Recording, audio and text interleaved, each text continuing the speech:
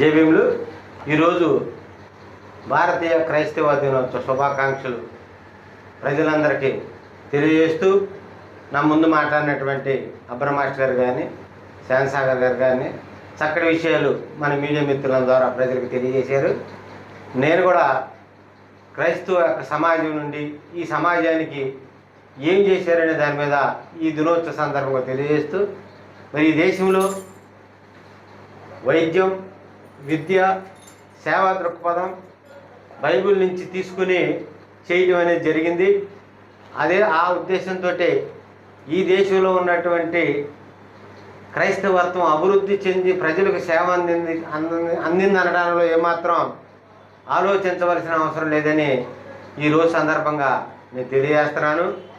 మరి ముఖ్యంగా మన బైబిల్ చెప్పిన నీ వలే నీ తోటి వారిని ప్రేమించండి, పొరుగు వారికి సాయం చేయమని మన బైబిల్ ఎలాగైతే చెప్తుందో ఆ దిశగానే ఈ దేశంలో అన్ని రంగాలలో కూడా మరి క్రైస్తవులు ఇచ్చినటువంటి సర్వీస్ ఆధారంగానే మరి సమాజంలో ఉన్నతంగా ప్రజలు ఉండటానికి ముఖ్య కారణం అనే విషయాన్ని ఈ సందర్భంగా నేను తెలియజేస్తున్నాను. మరి ఏదైతే ఈ తోమ మరి దేశానికి వచ్చి జీసస్ క్రీస్తు శిష్యుడైనటువంటి ఆయన ఈ దేశానికి వచ్చి ఇక్కడ మద్రాసులో చనిపోవటం, ఆ చనిపోయిన రోజుని ఇండియన్ క్రిస్టియన్ డేగా ప్రకటిస్తున్నారనే విషయాన్ని మన ముందు అబ్రహం మాస్టర్ గారు మన ముందు తెలియజేశారు. మరి అదేవిధంగా ఈ దేశంలో ఉన్నటువంటి ప్రతి క్రైస్తవ సోదరులందరూ కూడా ఈ విషయం అర్థం చేసుకుని ఏ మత వివాదాలు లేకుండా భారత రాజ్యాంగం ప్రకారం మత స్వేచ్ఛ రాజ్యాంగంలో ఏదైతే కల్పించబడిందో ఆ దిశగానే ప్రతి పౌరుడు ఆలోచించి ముందుకెళ్ళవలసిన అవసరత ఉందని తెలియజేస్తూ, మరి ఈరోజు సందర్భంగా మరొకసారి ఇండియన్ క్రిస్టియన్ డే సందర్భంగా ఏలూరు నగరం మరియు ఏలూరు జిల్లా వాసులకు ప్రత్యేకమైనటువంటి శుభాకాంక్షలు NFDC national forum for Dalit Christians పక్షంగా అందజేస్తున్నా. ఇప్పటి వరకు అబ్రహాం మాస్టర్ చెప్పినట్లుగా క్రైస్తవుని యొక్క ప్రాతినిధ్యం, భాగస్వామ్యం భారతదేశ నిర్మాణంలో అద్భుతమైనటువంటి పాత్ర కలిగి ఉందనేది తెలుసుకున్నాం.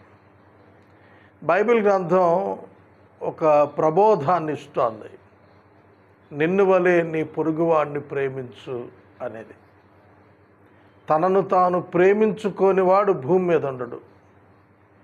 దేవుని సందేశం, ఆదేశం ఏమిటంటే నిన్ను ప్రేమించుకుంటున్నావు, నిన్ను ప్రేమించుకుంటున్న రీతిగా ఈక్వల్గా ఇతరులను కూడా ప్రేమించు. ఈ సత్యం మీదే పరిశుద్ధ బైబిల్ గ్రంథం నిర్మితమైంది. క్రైస్తవుల యొక్క హృదయ స్పందన ఇదే అయి ఉంటుంది. క్రైస్తవులు మన దేశంలో చాలా తక్కువ శాతం నమోదుగా ఉన్నారు. లెస్ దాన్ 2% ఉన్న క్రైస్తవులు వారు సేవాపరంగా చూస్తే more than 70% education and health విషయాలలో ముందుండి నడిపిస్తున్నట్లుగా, సామాజిక అభివృద్ధి విషయంలో, సమానత్వం విషయంలో క్రైస్తవ యొక్క స్వతంత్ర సంస్థలు, ఇండిపెండెంట్ ఆర్గనైజేషన్స్ స్థాపించి వాటి ద్వారా అద్భుతమైనటువంటి సేవ గ్రాస్ రూట్ లెవెల్స్లో, మారుమూల ప్రాంతాల్లోని ఇంకా రీచ్ కానటువంటి ప్రజలు, అన్రీచ్డ్ పీపుల్ని రీచ్ అవుతూ వెల్ఫేర్, హెల్త్, ఎడ్యుకేషన్ అనేటువంటి విధాలు చక్కగా అమలుపరచడం మనం చూస్తున్నాం.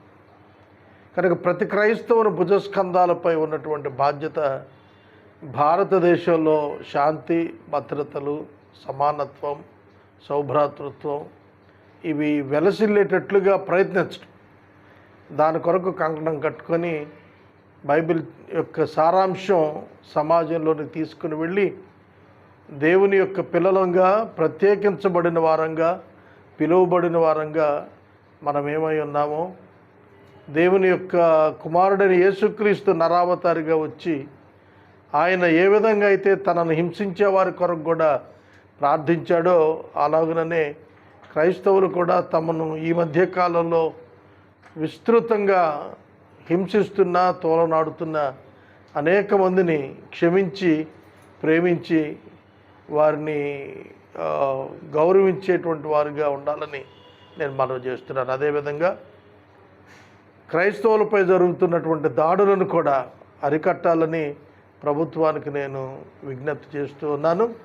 అలాగే దళిత క్రైస్తవులకు ఎస్సీ స్టేటస్ ఇవ్వాలనేటువంటి నినాదం 75 సంవత్సరాలుగా జరుగుతున్నటువంటి పోరాటాన్ని ముగింపు పలుకుతూ మరి కేజీ బాలకృష్ణ గారి కమిషన్ యొక్క సిఫారసుల మేరకు కానీ మరి కేంద్ర ప్రభుత్వం నిర్ణయం తీసుకుని ఒక న్యాయం చేయాలని కోరుతున్నాం. తద్వారా దళిత క్రైస్తవుల యొక్క సామాజిక జీవితంలో పెనుమార్పులు వచ్చేటట్టు గవర్నమెంట్ కృషి చేయాలని కూడా మనం చేసుకుంటూ ఈ సందర్భంగా మరొకసారి ఇండియన్ క్రిస్టియన్ డే శుభాకాంక్షలు తెలియజేస్తున్నాను. భారతదేశంలో జూలై 3వ తేదీన ఇండియన్ క్రిస్టియన్ డేగా దానిని మరి జరుపుకోవడం జరుగుతుంది. కారణం యేసుక్రీస్తు వారి 12 మంది శిష్యులలో ఒకడైన థోమస్ వారు 52వ సంవత్సరంలో క్రీస్తు శకం 52వ సంవత్సరంలో కేరళలోని మలబారు తీరానికి వచ్చి క్రైస్తవ్యాన్ని ప్రబోధించారు. అలా ప్రబోధిస్తూ మరి మద్రాసులోని మౌంట్ థామస్ అనేటువంటి ప్రదేశానికి వచ్చి అక్కడ కూడా క్రైస్తవ్యాన్ని గురించి బోధించి వేద సాక్షిగా హతసాక్షిగా థోమస్ వారు మరణించారు జూలై 3వ తేదీన. ఆ తేదీకి ఉన్నటువంటి ప్రత్యేకతను విశిష్టతను బట్టి భారతదేశం అంతా కూడా ఈరోజు ఇండియన్ క్రిస్టియన్ డేగా దీనిని జరుపుకుంటూ ఉన్నారు. క్రైస్తవులు ఈ భారతదేశం యొక్క అభివృద్ధిలో ఒక అంతర్భాగంగానే మాత్రమే కాకుండా ప్రముఖమైన చాలా విశిష్టమైన మరువలేని మరువరాని సేవలు అర్పించారు, అర్పిస్తూ ఉన్నారు. ముఖ్యంగా విద్యారంగంలో, వైద్య రంగంలో, పేదలు, బడుగు బలహీన వర్గాల సమగ్ర అభివృద్ధి రంగంలో, సామాజిక సేవలో, అనాథ శరణాలయాలు, వృద్ధాశ్రమాలు వీటన్నిటిని నిర్వహించటంలో ముందు వరుసలో ఉన్నారు.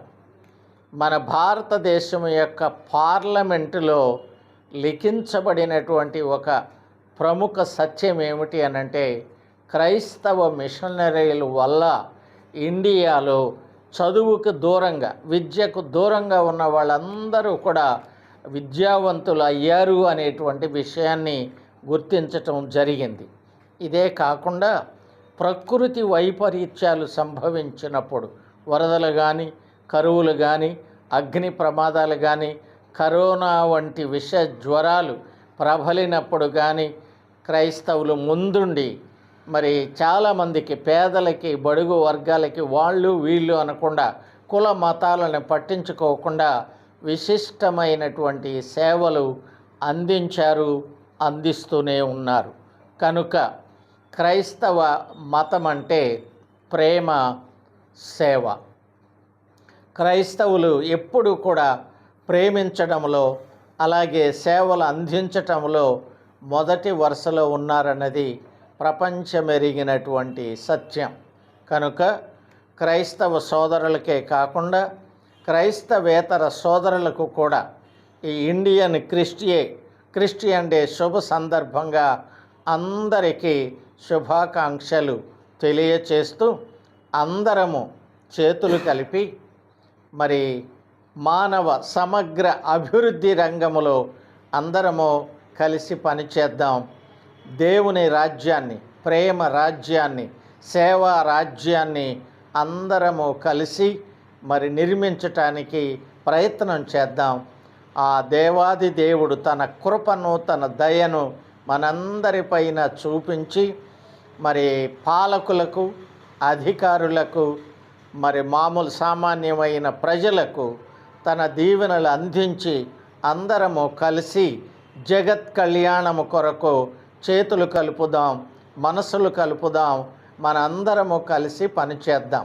అప్పుడే దేవుడు ఆశించినటువంటి ప్రేమ సమాజం, శాంతి సమాజం, సేవా సమాజం, కరుణ సమాజం, అన్నిటినీ మించి సహృదయముతో జీవించేటువంటి సమాజం ఆవిర్భవిస్తుందని మేము గట్టిగా నమ్ముతున్నాం. అదే 10 మందికి ప్రబోధిస్తూ ఉన్నాం. దేవుడు మనందరినీ దీవించుగాక.